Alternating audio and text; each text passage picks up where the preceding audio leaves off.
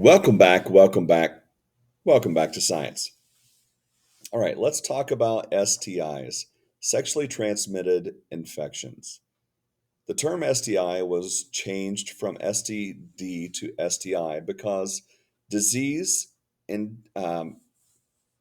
basically implies that the person will have symptoms. STI, you don't have to have a symptom. There are different kinds of STDs that are transmittable without a person showing disease.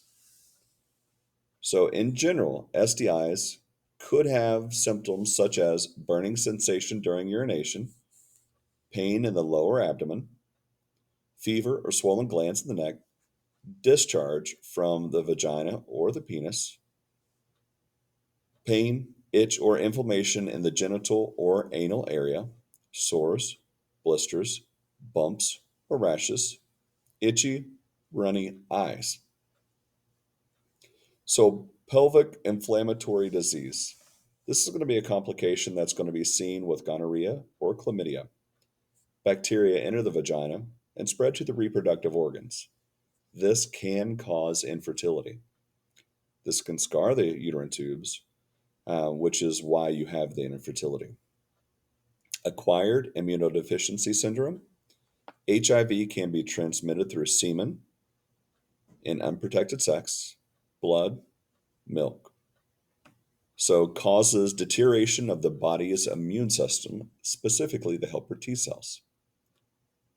Here's the number of reported cases. Once again, these are the number of cases reported. Some of these, like chlamydia, most go undiagnosed.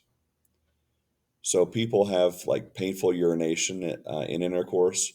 This is oftentimes you have uh, a type of yellowish discharge to greenish discharge from the penis or the vagina. These are going to be signs of chlamydia. And if you take a look, antibiotics help immensely. And you can get rid of this. It's not an STI that you have forever.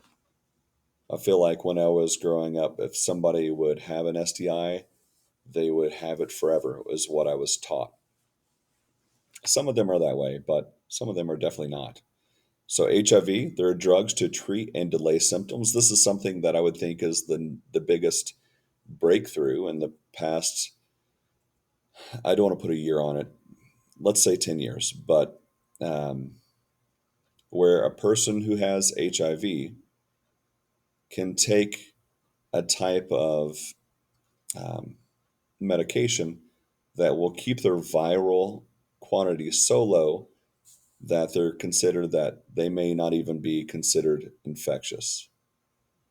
So, due to this, a person can live their normal life expectancy.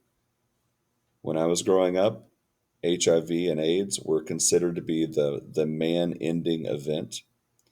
And there were all kinds of extreme people out there just talking about how bad it was. Is what I have, jogging in my mind.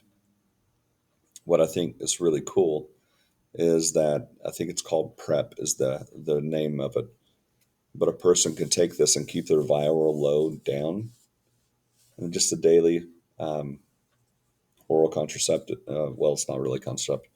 Something an oral pill that they're going to swallow and live a normal life. Where before it was like ending everything. You have a timeline, kind of like the end is going to happen sooner than later because of this. And that's changed. So that's outstanding that science has been able to do that. Okay, so genital herpes, you typically have genital sores. Um, some people will even develop a fever. This is herpes simplex 2 virus. You may have heard of herpes simplex 1, where it is transmissible um, from a reproductive organ to the mouth or from a mouth to a reproductive organ. And so these are transmissible. You can keep them at bay, but once you have them, you have them, these herpes. And so you can take antiviral drugs like acyclovir. It's a pretty common STI, and it's a very common drug that's used to help keep infections low.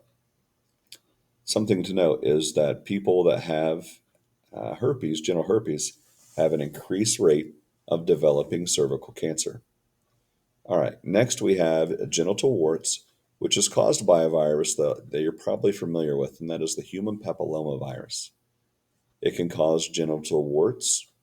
Um, it may have warts on the genitalia, sometimes it doesn't, but HPV oftentimes is going to play a lot of destructive processes on the cervix of a woman. So, a person has an increased risk of cervical cancer as a result of contracting genital warts. For actually removing the warts, they're removable by chemical or surgical procedures. You can see the number of cases per year. And so that is 465,000 people a year. And that is according to the CDC. All right, another one is gonorrhea. Gonorrhea can cause, you can see the number of cases of 583,000 people. Symptoms in women usually don't have any. In men, they typically have painful urination. So if you're a male and you have discomfort when urinating, get checked because you can transmit it to women who wouldn't have a symptom, but the effects on the fetus would be a stillborn child or even blindness to the child because of that bacteria. It's treatable with antibiotics. And once again, um, the woman may never know that she has this, and it would be useful for the man to get checked if he has discomfort while peeing, and if so, get an antibiotic. She would get an antibiotic and be able to treat this. All right, syphilis. This is going to cause um, miscarriages, premature birth, birth defects, and even stillbirths. So, a complication to the woman. Some women develop dementia as a result of having syphilis.